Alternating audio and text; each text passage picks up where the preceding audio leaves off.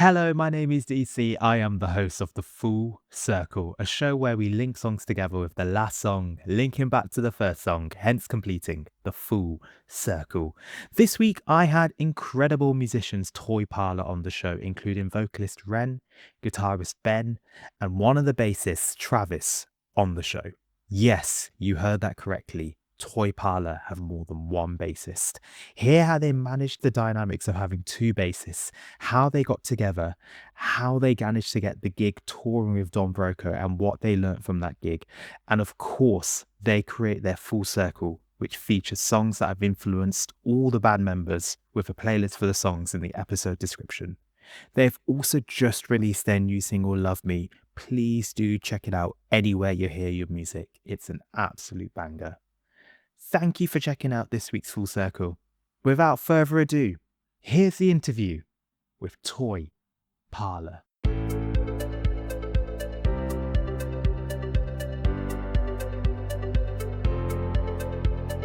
The Full Circle.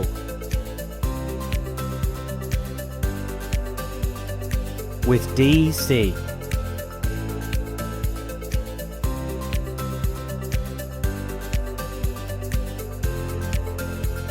I have some very special guests on the Full Circle today. They formed in 2025, previously being in two different bands, and in that year they released three incredible singles, Say Something, Lose It, and Dead Inside, and have just released their new single, Love Me, which is another absolute banger. They are immense live and have recently supported Don Broco and have had a very bright future ahead of them. An absolute honour to have on the Full Circle. They are Toy Parlor. Boom, boom, boom, boom, boom. Hey guys. Hey man, thank you for having us. That was a very nice intro. Thanks. No, my pleasure. No, thank you so much for agreeing. It's great to have you on. How are you guys doing today? Yeah, pretty good, man. Pretty good, pretty chill. Really good. Yeah, just glad it's end of the week. Ready for the weekend. Yeah. What's your typical weekend like? I mean, at the moment, not much because pretty broke since the tour. But probably just chill out. Hopefully, it's nice and sunny. Like we all live, us three anyway. We all live in Brighton, so if it is nice and sunny, then hopefully, I don't know, go outside, touch some grass, touch some pebbles at the sea. I was about to say, because I went to Brighton. The last time I've been in Brighton has actually been a couple of years ago, and all I remember is the Pebble Beach. Yeah. I mean, it's a bit of a pain, but no, it's nice. It's nice. We all love living here, and in summer, like it's great. So, yeah, I don't know what you guys do with your weekend, but I'm sure chilling. I think. Yeah. Same thing. Just chilling in the sun, hopefully. What are you gonna do with your weekend, Deb? This weekend, tomorrow I am going to see, in the evening, I'm going to see Anshikari. Oh, wicked, man. That's with is that with Native James? Or is that tonight? So I know Chicago do a couple shows, aren't they? I think. Yeah, Native James are tonight. I think that's Banquet. I can't remember who's supporting them tomorrow at the one in London. And then Sunday I'm going back to Coventry because that's my football team. Oh, no way. And yeah, and I don't know how big a football fans you guys are, but we won the league on Tuesday, so tomorrow's Sunday's the trophy lift. Oh, amazing. That's gonna be so great. So I'm from Coventry. So Oh, what? yeah. I like grew up around the corner from the Rico. Oh, wow. Small world. Small world. Are you a Coventry fan, Ben? I grew up in more of a rugby household. Okay. My mum and dad had some very strong opinions on football. So God knows why.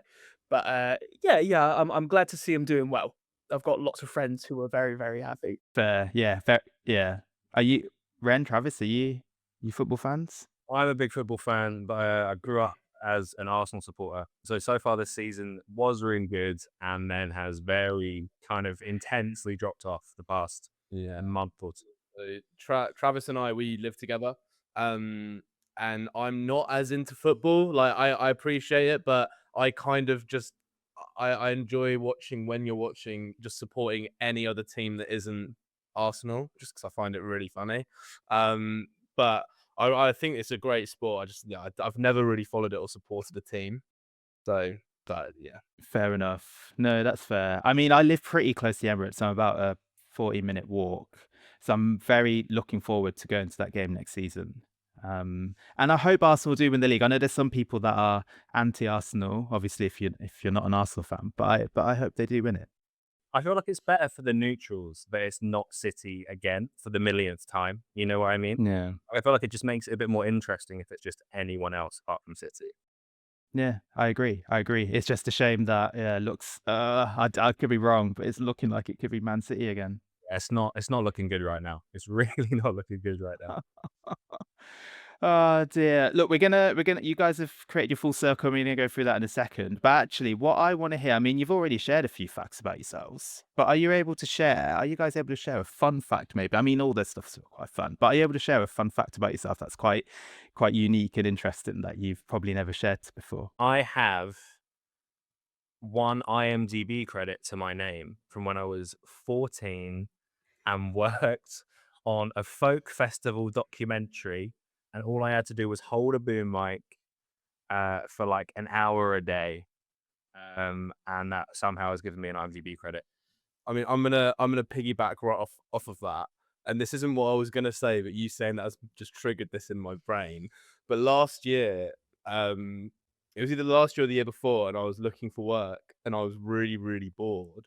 So I registered myself as an author on Amazon and created genuinely, like if you look my name up on like Amazon, it comes up. But I basically created it's a really rubbish like template for like a planner, and I did it in an hour, whacked it onto Amazon because they do like this print to order thing, and I was just like, that's gonna bring in the big bucks. I was like, that's gonna sort me right out.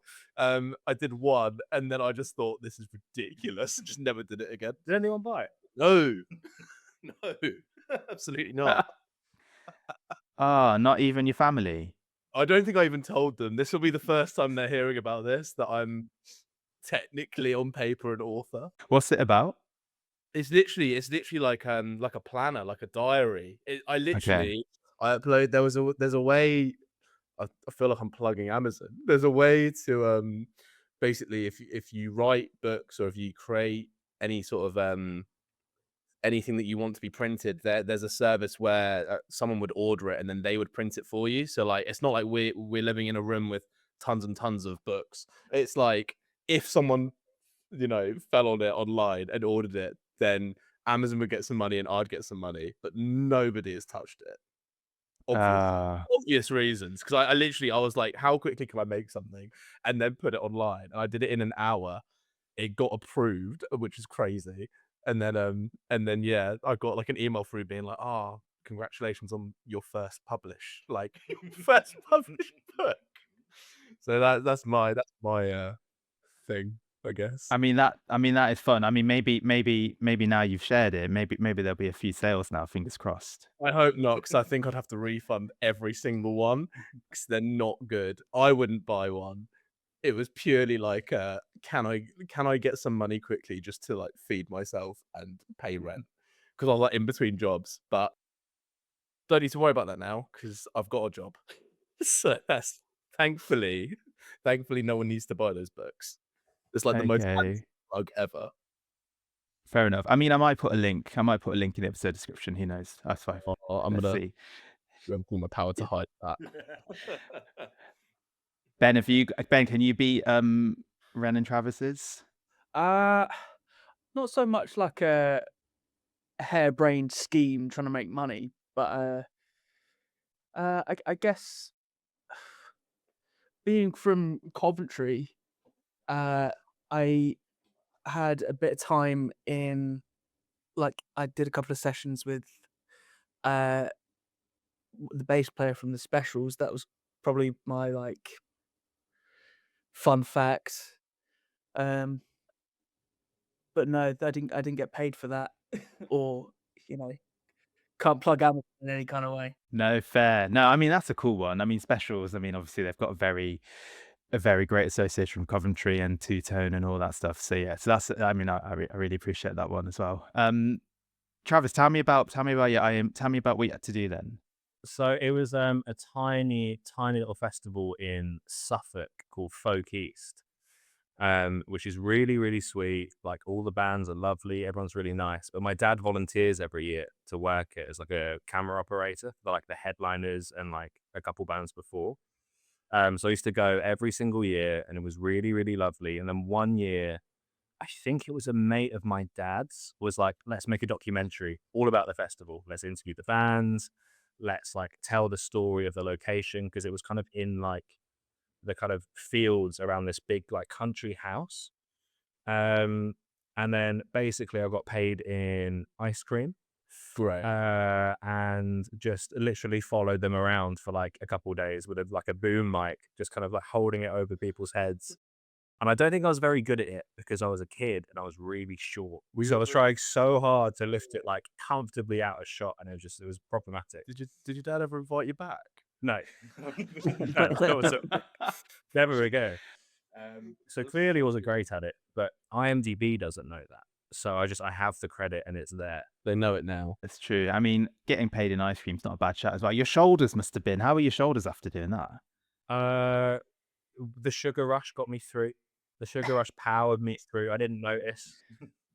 Also didn't Nice. sleep for like a week, but it was worth it. Fair, no, fair. I mean, yeah. I think that's fair. And who knows? Maybe if people hear this, they might ask you to do that in the future. Who knows? I'm taller than I was when I was like 13, so I can actually hold it above camera height now. So just putting it out there. If you need me for the job, I'm there. Very nice, very nice, excellent stuff. Right, let's begin the full circle. What's the first song then that you've? Oh, actually, yeah. I mean, yeah. Tell us the first song, but also tell us like what is there like a theme for the full circle, or the reason you've chosen these songs? So for our full circle, we tried to go for songs that we'd all pick, and songs that resonate with all of us, including the other two that aren't on the call. So we've gone for songs that basically explore like our musical journey from like inspiration of being really young to now, and our time meeting and like discovering the Brighton music scene, and then to where we are today, I guess, is like how we write and how we view songs and other bands. And I think that's probably, I think that works. yeah. Then I don't know if there's anything else you'd say, but I think that's sort of like where we went with it. Yeah. Cool. Well, what's the first song then that you've chosen for the full circle? So the first song we've gone for is Midlife Crisis by Faith No More. It's an olden but golden tune is what I'll say. It's a great song.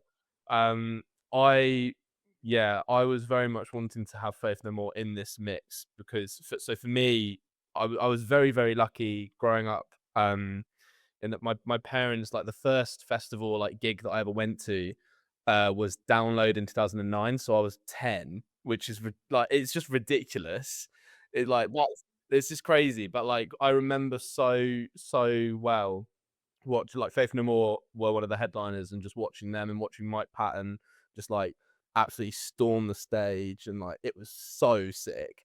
And then I think just the real when we all started hanging out, the realization that Ben, you're also a big Faith No More fan, and like we bonded over that. And yeah, so for me it's like that kind of childhood influence of just thinking they're just absolutely insane. But also like I think we were saying when we were like thinking of this list, we were saying there's such like a melting pot of different genres, and like so individual in their sound, that like it's something that we all admire to a bit. Like they don't follow any rules, it's sort of their own thing. And yeah, that's what I'd Yeah, say. it's so varied, but their like sound is so fundamentally like them at the same time. Like you could hear any of their songs and within like 20 seconds go, oh, that's obviously a Faith No More track. Which is a really hard thing to do when they're clearly sort of like touching on so many inspirations, so many different genres and influences. It's really hard to sort of like narrow that down and still make it quite cohesive across like whole albums. Yeah. I think for me, it was one of the first times, because like like all of us in this band, we known each other for a while, but like just before like the idea of this band was starting up, I think Rent, you were in my room, like we were just chilling out, and I was just like, really weird one. I've been watching like the download 2009 headline slot of Faith No More. I've been really getting into them, and you just like, oh, they're like one of my favorite bands. Yeah. And Yeah. I think it's just like, I think that happens quite a lot with us, where someone will sort of just go down a rabbit hole and be like, I've just like checked out these guys, like, or like, oh, I've been really getting back into these, and then it's like, oh, I also absolutely love those guys. Yeah. Like, I remember it happened with 4 Year Strong with you, Trav. Yeah. Like, I came over to see you guys, or like, I can't remember exactly, but like 4 Year Strong came on. I was like, oh, sick. Yeah, you've been It's just been really fun. good. Big time. Really, really good. And when you were saying just now, I'm going off on a tangent, I apologize. But when you were saying just now, like, there's loads of stuff that, you know, that one of us might hear and bring to the band, and everyone's like, oh, yeah, no, we already love that band. Something that just like pinged to my head was Rory. There's been so many times, I think you've done this as well. There's been so many times where you guys have suggested a band to me, and All the time, dude. All the and time. I'm literally like, yeah, I'll check them out. Like, that sounds cool. And then like a year later, or like a couple years later, I'll go to them being like, guys, have you never heard of this band? Like, these guys are amazing. And then I always just get told off because you guys are like, you tell me all the time, like, I would love something, and I just ignore everything. It's painful, is what it is. Sorry. It's always those as well that end up being like your favorite bands. Yeah. Yeah, it's Like, true. I swear, I can't remember. Like Ocean Grove, I remember being like, oh, check out, like, Yep. someone being like, check out Ocean Grove. Yeah, all right. And then like a year later, yo, these guys are sick. Faith No More, Midlife Crisis, the first song on the Full Circle. Now, look, I want to hear about you guys. I want to hear a bit about the band. So, I mean, I know that you came from 2 separate bands and then formed Toy Parlor. So, what did you? I mean, Ben, you're from Coventry. Ren and Travis, are you guys from Brighton then? I'm from around here. I'm from a town called Maidenhead, which is near like Reading, Windsor kind of way. So not that far, like a couple hours away. Sure. So, how did you all get to sort of know each other? Like, how did you sort of meet? So it's a weird one. So Ben, Travis, and I were at uni, and we were studying music. So us three all actually met at uni, and Rory, he had already finished education, but he was basically running a coffee shack like on the grounds of where our uni is. So, and he was, at the time, he had already started Beach Riot. So I think when we started uni, he was like he still is, but this really cool guy. So we were just like every day annoying him as much as possible and just trying to be friends with him. I was anyway, and he's gonna watch this We back. all were. Yeah, All really were. he's gonna watch this back and laugh because I really just irritated him like every day, just being like, oh, can I come and like watch you guys play shows? But like, I think just as time went on, we all started doing our own things in terms of music. We ended up playing gigs together. So Travis and I were in a band called Nala. Ben was in a Brighton band called Peace and Protest. So he was in another band, and then Rory and Johnny were both in Beach Riot. And there were just, because of the Brighton scene, and just how big it is, there were so many occasions, like in the space of a few years, where we'd all play the same lineups together and share shows. And obviously we've got the Great Escape, which is a festival in Brighton, which is basically like a takeover of all the venues. So there's always the opportunity to, hang out and play gigs with each other and just like have a really good time.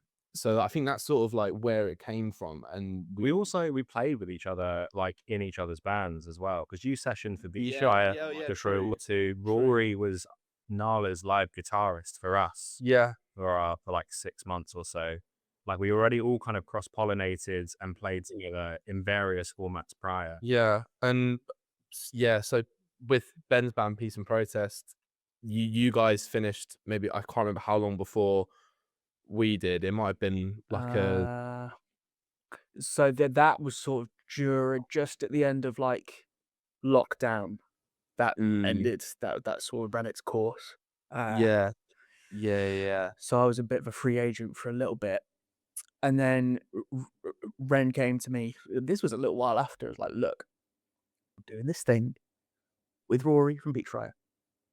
Do you want in? I was like, yeah, sure. Sounds good. You showed me like 30 seconds of a demo. I was like, yeah, sound, I'm in.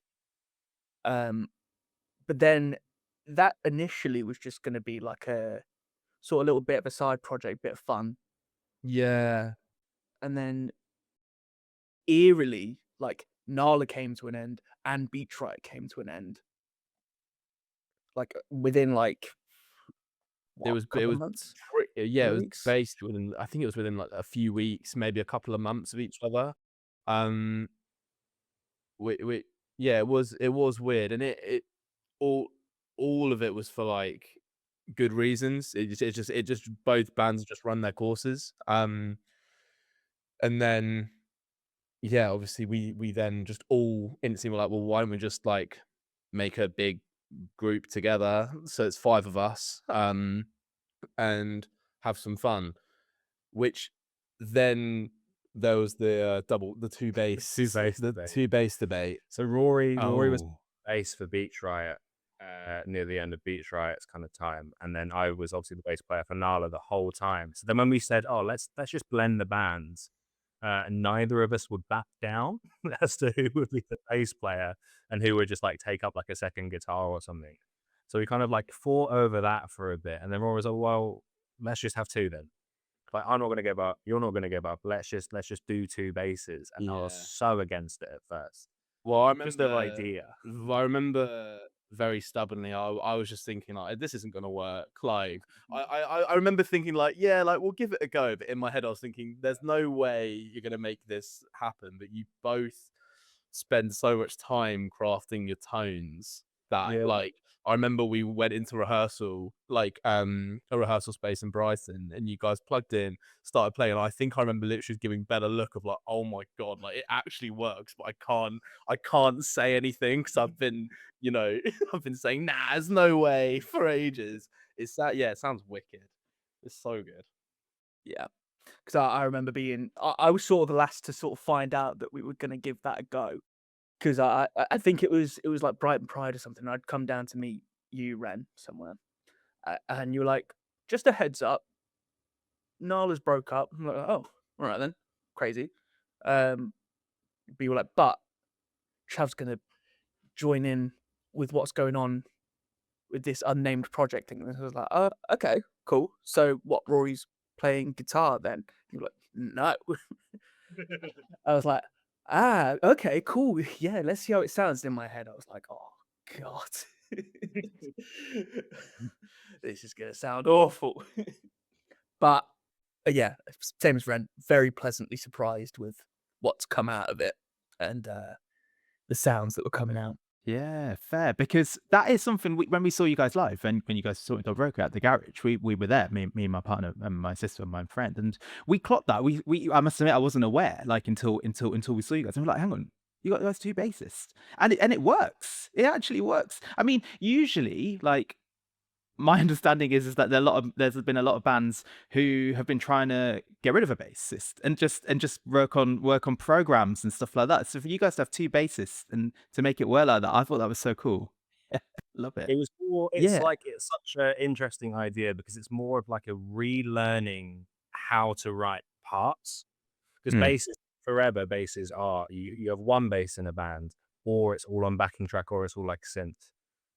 So we've kind of had to almost reteach ourselves how to write bass parts in a way that's sometimes more melodic, or just finding the right times for one of us to drop out and the other one to sort of take over. But then we spent so long crafting the 2 bass tones where they're kind of they can stand on their own 2 feet, they can exist Yeah. in their own world. But then the second we both play like a unison riff together, it's not just mud. Because it'd be so easy for it to just become mess and just low end. We spent so much time crafting that and then focusing on how we can kind of bounce off each other part wise. I think we have now found it. That first month, just demoing and just messing around, we won't talk about. It was a bad time. It sounded awful.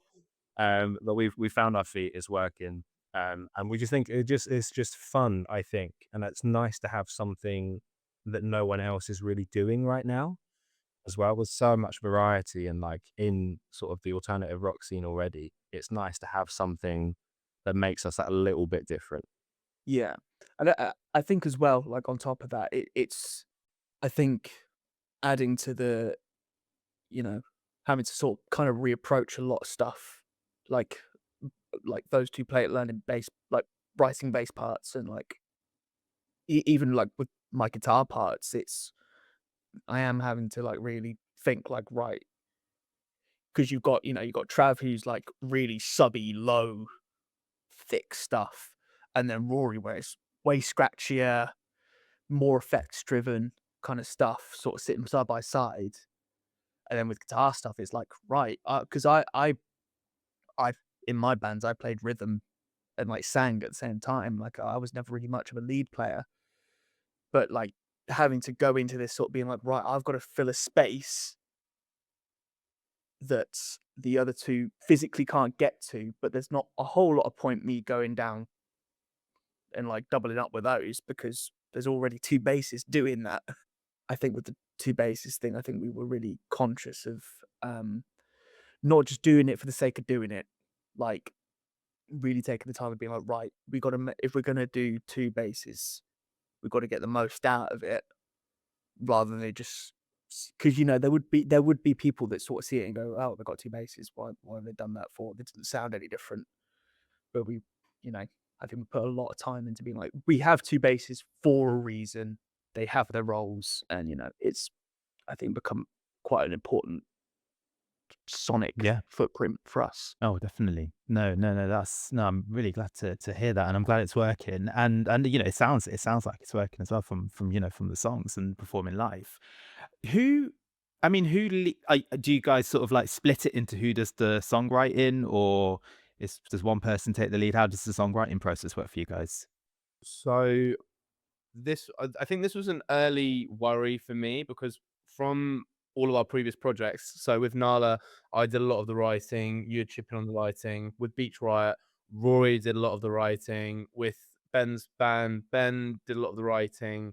So it's, when we started, there was the worry in my head of like, will it feel like too many cooks in the kitchen kind of vibe, where there's too much going on, there's too much noise, and we can't get anything down. But again, it's one of those things where and I'm not just saying it, but it did just happen so seamlessly, where we would fire demos over to each other. We'd give like opinions if we wanted to change anything, and no one got like offended or upset by it. And then there was a couple of weekends that we all spent together, and something that was new for all of us was, because obviously you've got softwares like Logic and Pro Tools and stuff, so writing at home and then just firing stuff over is so normal. Like actually being in a room together, we've and just writing on the spot, we've never done before properly. And that's how we ended up writing Dead Inside, which was the release that we brought out in like October last year, which was crazy. It came about so quickly, and I just remember us all thinking like, oh wow, like we can actually just all like work together, it not be too stressful and not too difficult. And Johnny as well. So Johnny is based in London. He's the drummer, and he writes parts, and he has his own little setup. So like typically Ben or myself or Roy would send over some sort of idea. Johnny would then get his drums down on it, and then we'd slowly but surely build it to whatever it could be. Yeah, that's how it feels for me. I feel like it all works very, very well. Very nice. No, it sounds like you guys have got the formula. I mean, yeah, I guess when you're from different bands, and you say different songwriters, and there's a bit of a concern, but it sounds like you all complement each other quite well. I think it's fair to say. Yeah, luckily so.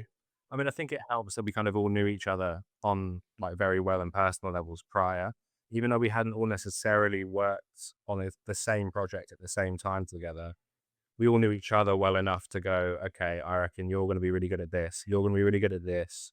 Let's just like not step on each other's toes and find the right times to all input the right thing. It all came very sort of naturally. So we all had that kind of soft understanding in the lead up anyways. Sure. That makes sense. Okay, look, I've still got so much questions to ask about the band and just touring and everything, but I want to hear the second. I want to know what's the second song that you've chosen for the full circle. So the second song is a song called Antiseptic by a band called Tiger Cub. So they are a Brighton-based band, and they're a band that we all love very, very much. Antiseptic is one of their earlier songs, but for us, it's kind of a shout out to like what we've been mentioning with like such a strong Brighton music scene, and how we all started to integrate into this kind of like alternative scene in Brighton and get to know each other. And yeah, like it's such a DIY like grungy song.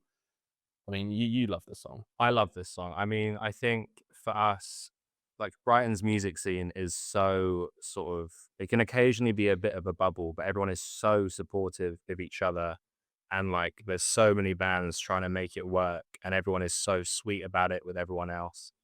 And I think what Antiseptic really sort of encapsulates is the kind of DIY attitude, which is such a big thing in so many like venues in Brighton as well. And there's such a big independent scene here away from any sort of major labels or major kind of groups. So we really wanted a song that first and foremost fits within like our genres that we know and love and the kind of scene that we were all part of and are still part of now. But also just that sort of rough and ready, like it doesn't sound like it was recorded in the most expensive studio in the world. It's gritty, it's a little bit sexy. Like everything about it is just so perfect for what it's trying to be. And something I like is like, and it's not necessarily to do with that song, but like you said, like it doesn't sound like it's like done in like the most expensive, like, you know, studio. They kind of I feel like they've just released their fourth album, and they were starting to sound like more produced, which was still great. It still sounded great, but this new album, I feel like it's gone back to that sort of vibe. Even though the songwriting's very different to like those Antiseptic days, but like it's sort of got that vibe again. So I think, you know, it's something that they're like also aware of, and I love that. I think it's really cool. Very nice. Tiger Cub, Antiseptic, the second song on the full circle. And just curious, do you think like Brighton, like why do you think there are a lot of, do you think Brighton has a lot more like independent artists or independent musicians compared to other places in the country? Do you think Brighton's got that sort of vibe about it? I mean, I think Brighton is just a very sort of like very kind of free and like liberal city, and it's just as a whole city, it feels independent. There's so many independent shops and cafes and groups and everything like that, and I think it's just woven into the nature of the city that people like to try and do their own thing. That is true. Away from any sort of major groups. And I think it's such an eclectic space as well. Like you've got so many different genres that are popping off. Like there's a really good hardcore scene. There's a good alternative scene. There's a good like acoustic scene, folk scene. There's a bit of everything. And I think in terms of the UK, the cities to me that would compare to it, obviously London is huge and there's so many artists there. But other than Brighton, I honestly think it might be like Manchester, maybe. Maybe Bristol, but I don't know like musically what Bristol's like. But yeah, there is something very special about it down here. Yeah, kind of going back to the sort of like very anything goes kind of city. Like I remember when I first moved down, that was the thing that first got me coming from Coventry. Just sort of you're walking down the street and you most days you're like, I've never seen that before in my life. Probably never will. Like I remember leaving my house for the first time and seeing the Naked Bike Ride. Just like, right, okay, no warning, but just I think that kind of sums up what kind of city Brighton is. and then because it's just so small, but so much is packed into it, you can't really avoid just everyone's quite in tune with what's going on. It becomes like a bubble but in a nice way, in that, like, yeah, as Trav said, everyone's really supportive of what everyone's doing, and just like, wanting to see everyone succeed. I think on the top of that as well is that I don't know if how many times you've like been in Brighton, Deb, but even though it is like a big city, I think it's tiny. Yeah. It's so small. So like, even though there's so many bands and stuff, like you're going to bump into anyone and everyone. So we're in Hove, which is like one end of Brighton basically, but to get to the other end, it's not even that long a walk. Like it's really not that big. So I think it just goes back to that vibe of like it actually is quite a small space, but because there's so many musicians, just everyone's got each other back, which is quite nice. Oh, that's very nice. Okay, yeah, no, I've only been to Brighton once, and I really enjoyed it. I had a really nice time there, and hopefully I'll be going there a bit more often. I should go. It's so easy to get on the train to Brighton from London, and definitely will be going there for the football as well. But Ben, I just want to ask: Are you basically saying that Brighton's better than Coventry? Is that what you're saying? It's very different. You can get away with stuff down here that you wouldn't get away with up there, but I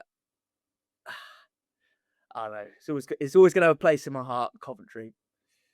That is a tricky. I'm gonna keep my mouth shut, I think. Yeah, I mean, you're being polite. I think as someone from Coventry as well. I mean, Coventry, I love. Got a place in my heart. Grew up, family still there.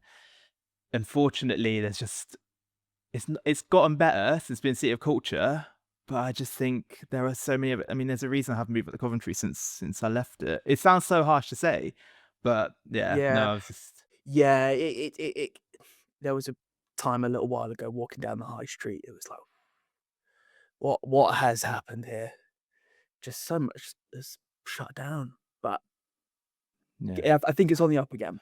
I think I was going to say, I think things are going to get better, and I think with us getting promoted to the Premier League, I think that's going to generate a lot of interest, a lot of buzz, a lot more money going back into the community. Yeah, definitely. Yeah. Look, I want to ask you guys how, so how did you end up touring with Don Broco then? What happened? How did you get that sort of gig? Honestly, so much luck. I'd say. And we're all huge fans of them. So for us, it was every day was kind of like a pinch me kind of thing. None of us believed it until literally like the day of the first night. Like even though we'd announced it, we'd put up the poster, we were like, this isn't happening, surely. Like there's no way. Like I've literally I've been listening to them since Priorities, and that was what, like 12, 13 years ago. Yeah. Like, and I think I remember thinking, like, if I had told myself then, like, oh, you're going to be supporting them on, in 2026, I would have lost my mind. It's crazy. We've had some communication with Sai before, the guitar player. I was chatting to him a bit prior. And then when we saw they announced the like outstore like run of shows, we got Rory to send him just a little text going like, hey man, any chance there's any space for us on like just even the Brighton show as like a local band? And then Sai crazily replied to him, oh, don't worry about it, man. Like I've already put your name forward for the whole thing. And we were like, that's Wow. mental, amazing from him. But I think just because it was for them, it was smaller venues, which is what I think why the fans like had such a good time over all those shows. Because for them, it's for smaller venues. But because of that, they were able to sort of take a gamble on us. They didn't need to bring in anyone to sell, like 1 million extra tickets or anything like that. They had the opportunity to bring a band that no one really knows yet on a run with them. And we're just very grateful that they sort of took that punt with us, really. Yeah, and I do want to say, like there's always, whenever you're gigging with a band that you love or you're touring with a band, like there is the back of your mind thinking, what if they're like not actually nice people? Like you do get people in the industry that aren't nice, but they are. I mean this truly. arguably the nicest guys like I've ever met. Like every night they were so lovely. They were so accommodating, and like, you know, even though we're a very new band, they treated us like a proper band, and just like, yeah, they were really, really lovely. And I think we'd all say the same thing. Like it was the most seamless first tour for us. Yeah. Like we've all done gigs before that have gone terribly for whatever reason. Could be like tech or something wrong with the, you know, venue or whatever. But it went so smoothly that like each night I think we were thinking something's gonna go wrong at some point, and it didn't. It was great. Like Apart from Leeds. Do you know what? Even saying that, yeah, with Johnny's kick pedal going, things were going so smoothly that it happened. And we were like, this is fine. We can sort this. Like, whereas like, you know, we've definitely played gigs where like something less dramatic has happened, and we're all like, oh no, what are we gonna do? What are we gonna do? Yeah, for context, Deb, like at the Leeds show, it was a venue that I'd never heard of before, but I loved it. It was called Project House, and it was basically like a converted warehouse. Basically, that's how it felt. Like it was a new build kind of thing, but it felt like a warehouse that had been done up for a venue. Yeah. And it was amazing. But it was midway through the set, Johnny's kick pedal, the like, I don't know how, but the metal, like the chain on it, just completely snapped. And Oh, he no. literally, he screamed, like he screamed behind me, and I literally was like, oh no, what's going on? And he just ran off stage because and I was like, I don't know what's going on. So I had to basically banter with the crowd a bit. Obviously, first time in Leeds, just trying to be like, I don't know what's going on. Like, are we gonna have to cut the set short? But again, this is another testament to the Don Broco guys, but their Matt and their tour manager just instantly sorted Johnny out with another kick pedal, and he was back on stage, and like we were able to finish the set and like still play all the songs. Like we didn't have to cut short or anything, which was like amazing. And I remember when we went off stage, there was a security guard who looked at me, basically just went like that, and put like and like literally just like pulled me over to him, and I was thinking, have I done something wrong?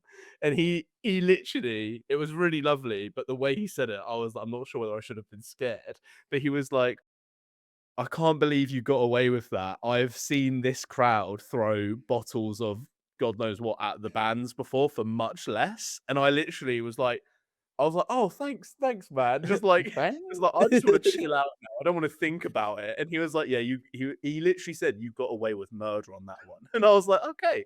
And then it was like a pat on the back, like, but you guys were really good. Well done. But I was just like, after that, I was thinking this could have been so much worse. Like so much worse. If people started throwing stuff, I would have been so stressed out, because we're obviously playing in like, because it was such quick turnovers between us and Don Broco, their stuff was already on stage. So if people started throwing stuff, I'd have felt so bad. Yeah.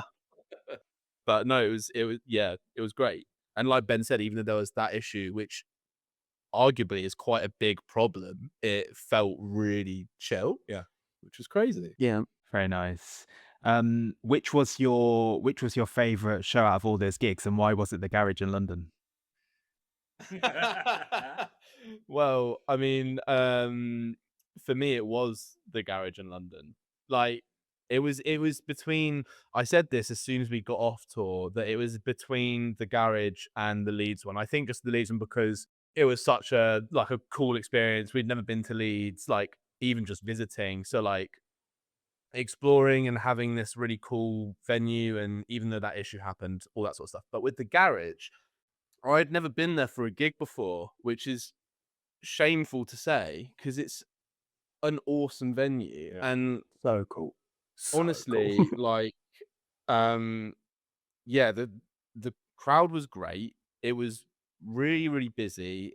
It was such a good end to the tour, in my opinion. And we all played like really tightly, even though like we were really tired from like the rest of the tour. I mean, I feel like we, pulled it together, got there, played a really good last set, and it was just a really good end to a really great week for me. Yeah. I don't know about you guys, but it probably was my favorite of the 5 shows.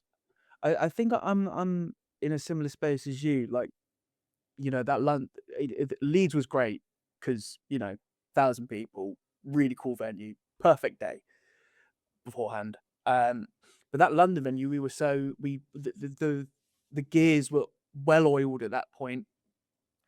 The night before, we'd all managed to get back to our own houses and have a nice, decent night's sleep, ready to like appreciate doing it one more time. And the crowd were really, really responsive, you know, because I think regardless the size of any crowd you're playing to, if you're not like headlining, you're aware that you are sort of selling yourself a little bit. You basically being a billboard for yourself.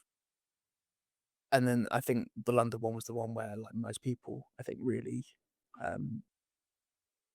responded to that, and they were really into it. Because like, you know, like the other shows, we'd be stood at the merch at the end of the gig, and people would come by, buy t-shirts, like, oh, yeah, that was really cool, nice one. But at the London one, people coming up like, hey, yo, that was so sick. Oh my God. We're like, whoa, nice one. I think that really cherry on top moment for me. I know Rory really, really liked the Liverpool date because that was like a 400 cap little sweat box. That was really cool. Very nice. You've made, obviously it sounds like a very successful tour. You've made a lot of new fans, myself included. It sounds like a lot of people have reached out to you and you know, thanked you. And it must be, you must be very, very happy from the outcome of that tour. I think the lineup just worked. I think sonically we're quite similar bands. And you know, sometimes you go to a gig and like all the bands are really, really good, but you kind of like go home afterwards and you're like, that was just a really rogue choice for an opener. Like it was great, but like they weren't necessarily the right sort of fit for that lineup. Yeah. I think sonically we kind of really fit in with Broco. So I think it just really worked as a sort of setting people up to have the craziest hour of their life with the Broco boys afterwards. And to that as well, like it's something that I didn't realize would be a thing, but Don Broco, obviously they're such a big band, but it's to the point where like they're being talked about on like Reddit. So someone sent me a link of Don Broco thread on Reddit being like, oh, who will the supports be for this tour kind of thing. And like if you go down, someone, I think it was after the Brighton show, but someone was like, oh yeah, it was these Toy Parlor guys, they're actually really, really good. And I remember thinking like, oh, thank God, because like if after the first night, if I would have started reading like anything on like Reddit or like TikTok or anything being like these guys sucked, I would have just been like, oh great. But no, it was 5 more days of this. Yeah. No, all I've seen is positive stuff. I mean, you all the posts and all the comments have just been so complimentary, and yeah, deservedly so. And I'm looking forward to see. I mean, hopefully, will there be a headline tour or something coming up at some point? Or At some point, I don't think this year. I think this year will purely be support slots. Okay. But a headline is something we definitely want to do. But we want to make sure we've got a set full of songs that we like, we know are going to resonate with the crowd, and that we're super happy playing. Like we don't want there to be any filler tracks of any sort, I think. So yeah, I mean, you never know. There might be a one-off this year, maybe. But in terms of a headline tour, probably next year. I reckon.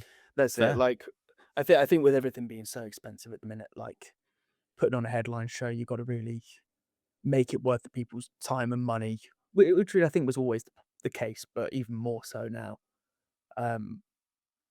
And you know, I think get a couple more songs out this year, get a bit more of a firm footing, I think, and then book some dates in that are going to be like really good nights, rather than like you don't want to leave people thinking, that was fine.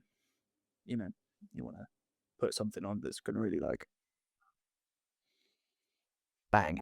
Yeah, definitely. Well, better to wait and do that than rush it, and like you say, it doesn't go as well as you like. So yeah, so super excited for whenever that happens. Right, what's the third song that you've chosen for the full circle? The third song is "I Hope You Hate Me" by a band called Dead Poets Society. It's huge. It's huge. Such a huge track. This is more just like a song that we all absolutely love, and it's a band that we all love. And I think when we started this project very early on, and we had the two basses were locked in, we started songwriting. One of the big things was like, right, like obviously we've got our own influences, but who do we sonically want to be like? And I think Dead Poets Society was just one of the bands that just kept coming up because they're great. I don't know if you've listened to them before, but they're fantastic. Like they've got a swagger. They're like heavy but kind of sexy and melodic, and it all just comes together really nicely. The riffs are just huge, especially in this song. The riffs are massive, and I think with a lot of their tracks as well, especially this one, their vocal stacking is so good. And as a band with 4 vocals along the front row, like you don't see that like that frequently anymore, where people stack 1,000,001 harmonies on top of each other and it lands perfect every time. Yeah, And they have got that down to a science. it's kind of a bit of a influence, like for something that I want to try and do as well vocal wise, just because he's got such a great voice, and he can really hit those like high notes. Like he gives me a sort of similar vibe of like sort of like Connor from Nothing But Thieves, that sort of really clean and poppy vibe, but over like heavier instrumental. It just works so well. Like yeah, every song is a hook. Every song is a hook. Yeah, I think for that, the Poet Society, like, because I think the reason I was like, yeah, definitely need to get them involved is because like the guitar work is so cool. Because I can't remember whether it's a 7-string or a baritone, but I believe either the whole thing's fretless or just like the lower thick strings are fretless. And you just get some gnarly sounds out of it, like proper dissonant, slidey sort of riffs. And I think now more than ever, like hearing something unique from a guitarist and their tone, I think it stands out so much, and I think it leaves such an impression. And they have on me, at least. Like they just sound killer. Like you can hear like 3 notes, you're like, I know who they are, because like of those like key points. Very nice. Yeah, no, I've not actually listened to them. So, and it's, the way you describe them sounds like definitely a band I probably quite like. So yeah, so Dead Poets Society, I Hope You Hate Me, the third song on the full circle. Right, I'm going to ask you some would you rather questions, if that's okay. Would you rather perform just to your friends and family in a intimate venue, or perform in a massive arena supporting your favorite band? Massive arena. Massive arena, Like yeah. every time. Ben, what are you gonna say before I make a I point? was gonna say I've played plenty of rooms where it's just friends and family. I think for me, yeah, one of the things like I've played to friends and family a lot. I've played some gigs where it has just been like a couple friends and Just your family. dad. Just my dad. I think for me is like even going back to the Don Broco tour, like Brighton was the first day, and I love playing in Brighton, but there's still that element of like, some of your friends are in the crowd, and like they've seen you so many times, so if you mess up, they're gonna know. Yeah. And they're gonna be making faces at you, and like stress. Like I would probably get more stressed out. And the idea of playing an arena, like Yeah. in any sense, would be amazing. There's always such a fear when you play in front of your mates of like doing anything embarrassing. Yeah. A room of total strangers is just so much more liberating. And I think subconsciously you take more risks on where you're running around or like what you're doing with your hands. You know what I mean? Yeah. Like you just take more chances on your performance because you're not going to be bullied about it relentlessly afterwards if it just does not look as cool as you think it does. Yeah. Yeah. Because like, I mean, at least Sorry, Ben. No God, Ben. I was gonna, yeah, like I remember the sort of relief because the first show after the Brighton show was Oxford, and it's like no one here knows who I am. Like I could do anything, and I don't have to explain myself afterwards. No, and I think for me it's like with Nala I was guitar and vocals. So like with this band it's the first time I've not had like anything to hide behind, like I'm just singing. So like when you mentioned like what are you gonna do on stage or whatever, like Yeah. I know I look like an idiot sometimes, but it's like what else am I supposed to do? Like I'm just gonna, you know, hop around and just have some fun. But doing that in front of friends, they're gonna look at me and be like, what are you playing at? Fair. No, that's fair. I just didn't know if, like, performing in front of lots more people might be more anxiety provoking. But yeah, no, I completely get it. Who would be your what if there was one band you could support? Who would it be? I mean, I grew like growing up was such a huge like Alice in Chains fan, and that influence is still massive to me. And I know it's a bit different now with the different vocalists, but more so just for the fact they're a bucket list band I've not even seen yet. If I could get away with playing with them, so I could get a free ticket to one of their gigs, I'll be content. Very nice.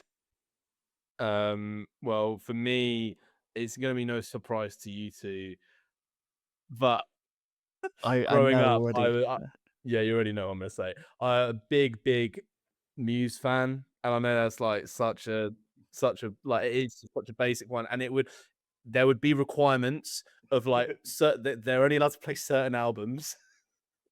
I've defended them for so long, and I can't remember which album it was, but there was one where I was just like, no, I feel like I've been defeated. I can't keep this up. I still love them, and you know their new stuff's pretty cool. But there is like that one of the shows I went to, it was like a charity event thing at Shepherd's Bush a few years ago, and it was a request. It was like a request set list kind of thing, and I thought, like they're gonna play like the hits and then a few of what people have voted for, but the entire set list is just like deep cuts and early songs, and I think I might have gotten a bit teary at the end of the show. It was incredible. So mine would be Muse. It would have to be certain songs though. I think. I think for me, gut answers 9 Inch Nails. It wouldn't work. It would be a weird gig. Probably get bottled, but that'd be so sick. Big fan. Nice. 3 very different bands. Yeah. Yeah. I went to Back to the Beginning last year and I saw Alice in Chains. So that was there, and I've got a soft spot for them and they're good. Muse are a band that I wish I'd seen live. Not saying they're not at their peak now, but maybe like you say, like maybe like more the Black Holes and Revelations days, especially when that was the album I really enjoyed. And 9 Inch Nails, another great band. No, fair. Would you rather be known worldwide for one-hit wonder but nothing else, or have a hardcore group of fans but never be recognized elsewhere? I'd go hardcore group of fans, unless the one song that we're known for was a Christmas song. I was gonna say the same thing. I was gonna say the exact same thing. Gotta think of them royalties, man. Yeah. That's time to defrost Toy Parlor. It's Christmas time, baby. Like, yeah, 100%. My answer is the exact same as Ben's. Yeah, that's so fair. Yeah, I can't argue it at all. Yeah. That's fair. I hadn't even thought about the Christmas thing. Like, how come you haven't recorded a Christmas song yet? Oh well. Here's the scoop. We're that's our next single's a Christmas hit. No, I don't feel like there's like as many like really good classic original Christmas songs now. Yeah. So maybe we need to do one. Yeah. Maybe we need to fill that void. I loved it when Killing in the Name got Christmas #1 that time. Yeah, that was good. That was fun. 100%. And then I don't know if you remember, they went on like 5 Live and they just played the version completely explicit. They did it live, completely explicit, and then 5 Live like stop them, buy the other record. And it was just so funny. Yeah, I enjoyed that. Yeah. it's and looking back on that, it's amazing how just like skipping a little bit of research can make things go so wrong. It's like, oh, yeah, this new band, Rage Against the Machine. No, they definitely won't swear. Yeah, I mean, they say it in their lyrics. I won't do what you tell me. Like, you know, that should have made it very obvious. Okay, last one. Would you rather listen to one song forever or any song but once only? Oh, any song but once only. I think I would go crazy if I listened to one song forever. As much as I have like my favorite songs of all time, I can't even do it like 2 times in a row. You know what I Yeah. mean? It has to be like once a day max. I would just go insane, I think, if I could only listen to one track. Unless it was like a don't think of any examples where it would be fine. You like Green Day have those like 9-minute tracks, which are like a million tracks cut up into one song, which maybe that's slightly better. But even then, I don't know. I don't think I can hack it.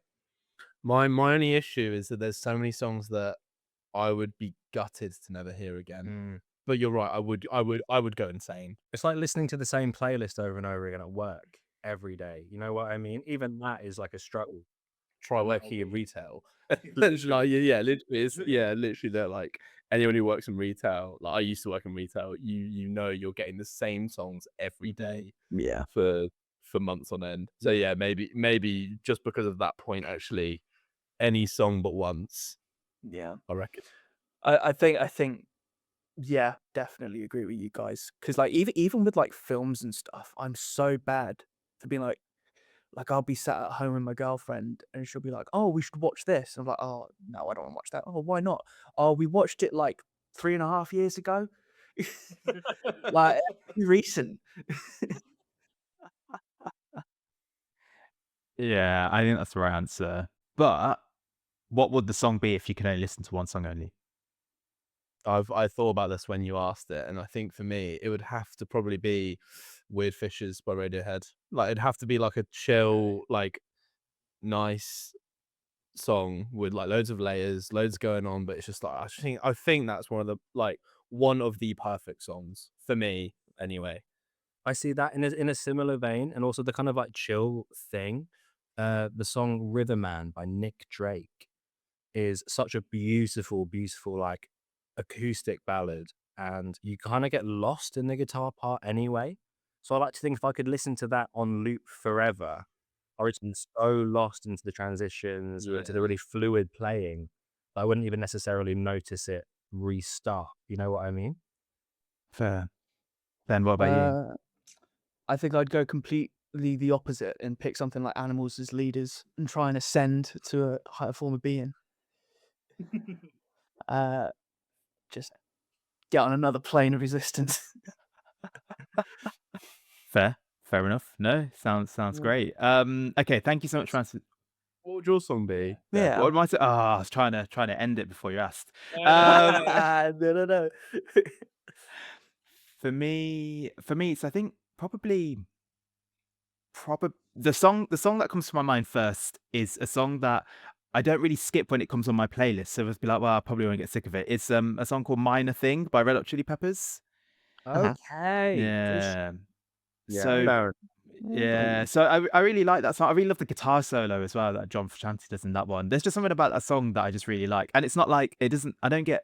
Yeah, it doesn't like you say. It doesn't. I don't get sick of it. Like it's just one of those songs that I could just have it on in the background. It's a bit of a chill song, but also makes me feel a bit happy when I hear it. So yeah, so that's probably why I'd go for that one. Strong That's shout. fair. Wrong Very fair shout. shout. No, thanks. Okay, cool. Thanks for answering those would you rather questions. What's the fourth song you've chosen for the full circle? So the fourth song is it's Biffy Clyro and it's That Golden Rule. When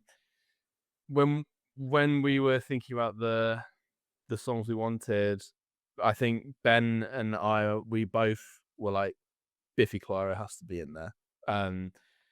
And That Golden Rule, like I think it was probably one of the first songs I heard growing up when like Only Revelations came out. It was probably on some sort of like Kerrang channel or something. Yeah. But it's just the fact that like the last 2 minutes is just this epic instrumental. It doesn't get boring. It's so sick and it's so well put together. Yeah. And like that whole album is just incredible. And Yeah.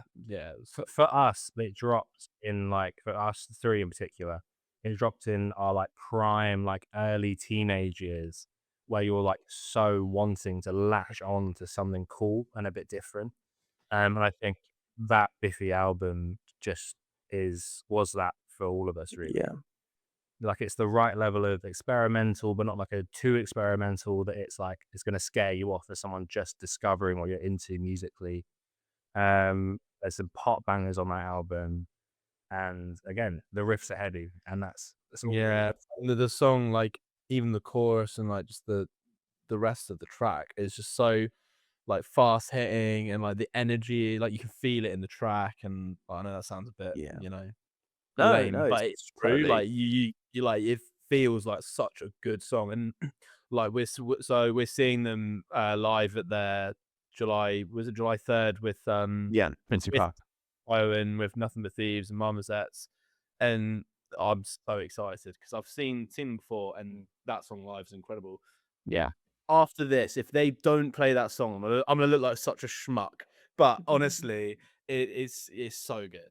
I'd be very surprised if they didn't. It's just a great live song. Yeah. And I think that's something that we want to try and take from that, is kind of having that energy and that sort of those thought out riffs and melodies, and like getting everything synchronized so well that like you can feel it in the track. You can play it live, have fun with it. And yeah. And like, Ben, correct me if I'm wrong, but you're quite a big Biffy fan, aren't you? Yeah. Massive. Top 3 of all time. Yeah. Oh wow. Arguably, I think one of the best rock bands to come out of Scotland, definitely. If you want to include the United Kingdom in that, I would also agree. I think especially like that Golden Rule, it was like one of those, that ending. It was like a proper seminal like moment, like hot. I didn't know you could do that. I didn't know that was allowed.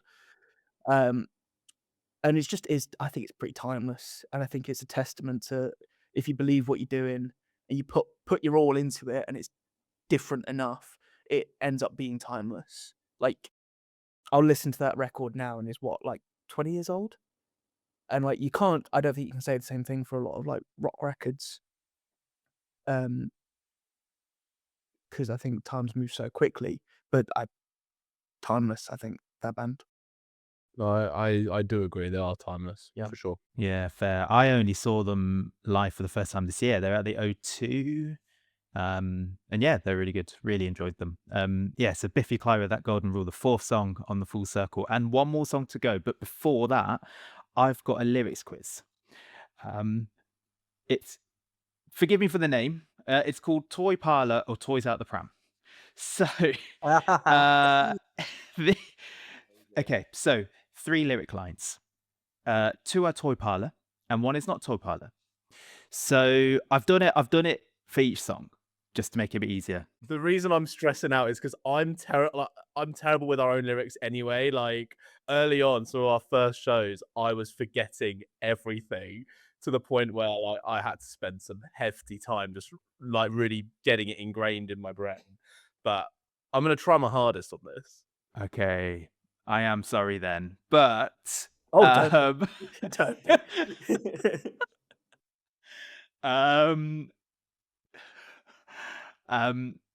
the other thing to add is the odd one out is either a song that has the word toy in the title, or a band that has the word toy in it as well. So I don't know if that will help, but just to keep with the toy theme. Right. So this is from Say Something. So again, I've tried to make it as easy as possible because I don't want you to fail. Yeah, I don't want you to get it wrong. But obviously it'll be good if you do. Now you've said it. Right. First one. Stay alive. I don't know what to do. The second one. I hold the weight of the whole world on my shoulders. And then the third one. Run away and take away my hearts and things I said. I do know the answer to this one, but I'll go last unless you just No, I don't. yeah. It's the second one is not ours. Yeah. I was when you were saying it, I was like, I've never used the word shoulders. Yeah, that second one definitely not ours. The first line from the chorus and the third line is from the pre-chorus. Yeah. See, Nice. I'm not stressing as much now. I'm now thinking, Nice. oh, I do know the songs. Weirdly, on tour, I remembered everything. Yeah. I think it was just First stress. time. Yeah. Yeah. Fair. No, fair. The second one, yeah, you're right. Eminem like toy soldiers. That's where that line's from. Brilliant. Ah. So good. Okay, next one is Lose It. So, which one's the other one out? Wasting time, now I'm drunk, I feel it. The second one is Chasing, Erasing, You Make Me Feel Lost. And then the third one is It's All in Your Mind Anyway. So the odd one out is the third one. It's all in your mind anyway. But I like that as a lyric. And it sounds like something that I would try and slip into a song. Feel like you. Yeah. I don't know who did that, but it's definitely the third one is the one out for sure. Yeah. Yeah. Yeah, you're right. And that's by a band, don't know if you heard of them, called Shiny Toy Guns. No, don't know them. No. They came on my Discover Weekly like a little while back, and that song, I just like that song. I was like, oh, this works well for a lyric. And I thought that's what I was like. This sounds like a line that just could be in the song as well. That's why I thought it was a good one to put in. Yeah. Yeah, no, absolutely. It really, really does. I might check them out. Yeah, we're gonna give them a DM. Just be like, hey. Okay, so last one, Dead Inside. So these are the lyrics. Okay, so first one, your pretty face in a mirror. Second one, I read my horoscope, it tells me where to go. And the third one is, you're needing all the light. I the know which first one it is. It's the Yeah. first one. The first one isn't ours. First one isn't ours. But there was a moment of hesitation where I thought that could have been ours. And then you said the other two lines. I was like, oh no, okay, it's the first one. Yeah. Very nice. And yeah, that's from Foo Fighters, Your Favorite Toy, which I think they've just released a new album, haven't they? Yeah, that came out today. Yeah, she came out. But then it released the album. I've listened to. I think I listened to the first single. I've not listened to the others yet. I need to check it out. Yeah. Yeah, that was. I went to see them at Shepherd's Bush a couple of months ago. That when they did this in person thing, and yeah, I think they did that one live.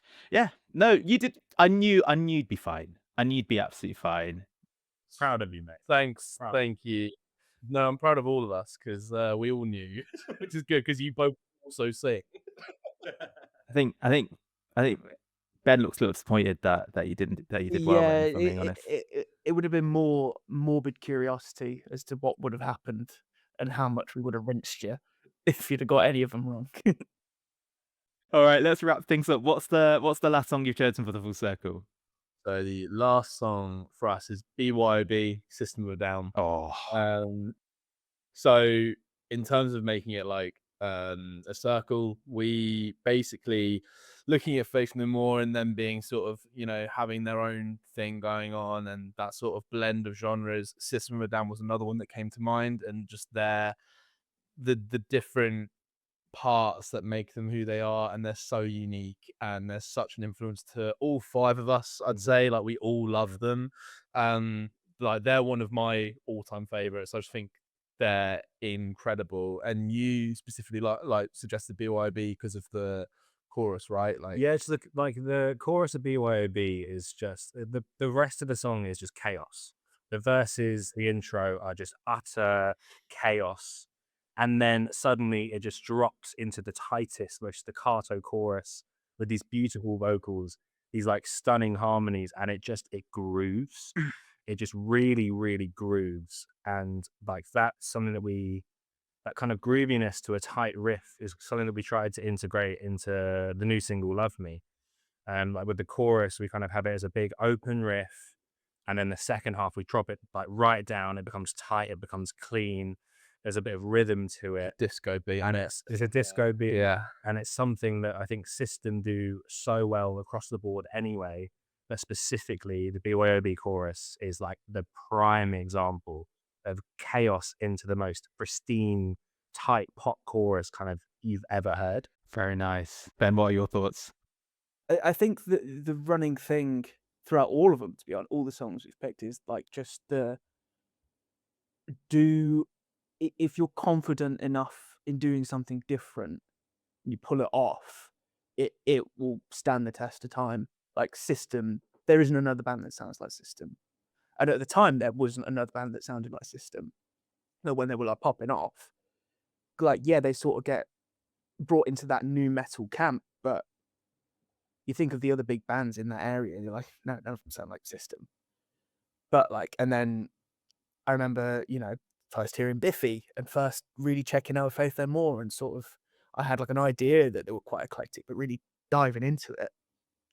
And then, Dead Poets with the fretless 7-string riffy stuff, and it's like nothing sounds like that. Like, and I mean, we try to, but I think it's, what I think a lot of artists do is like write what you know and don't be afraid of doing something that's like really weird, because it can pay off really well. Oh, for sure. Oh, and yeah, System of a Down, I absolutely love them. I'm actually seeing them at, is it the Tottenham Hotspur Stadium later this summer? I'm also going to be there. I'm very excited. Like, yeah, it's going to be the best. It's gonna be Very so nice. good. Which day are you going? Are you doing the Monday or the Wednesday one? Let me have a look, because it's one of those things where, like getting the tickets for it was so stressful. Yeah. Or just clicked on whatever we could. I am going on the 15th, the Wednesday. Oh, okay, fair enough. Yeah, we're doing the Monday. So, but yeah. Gutted. I was going to say, there's, meet there. Gonna say hello. Yeah. Well, look, I mean, it's going to be a great gig. It's going to be a great show. I've never seen them before. But yeah, it's going to be awesome. And what a way to complete it. BYOB, System of a Down, the last song on the full circle, hence completing the full circle. Yay! Oh, incredible stuff. Incredible stuff. Thank you so much for coming on. It's been a pleasure. It's been an honor, and I really appreciate your time. Thank you. I've really enjoyed the chat. Was there any parting words that you wanted to give the Full Circle Nation before we wrap things up? Firstly, thank you for having us, and this has been a great experience for us. Yeah. And I've loved it. I know I tend to waffle and just jabber on, but this has been really great. No, just stream the new single, please. We would appreciate it. Yeah, and come see us live. Yeah, please. Please. And yeah, hopefully we'll catch you again soon. Yeah, definitely. Oh, thank you so much. I wish you guys all the best. Take care. Yeah, see you later. You too. Take care. See ya. Take care.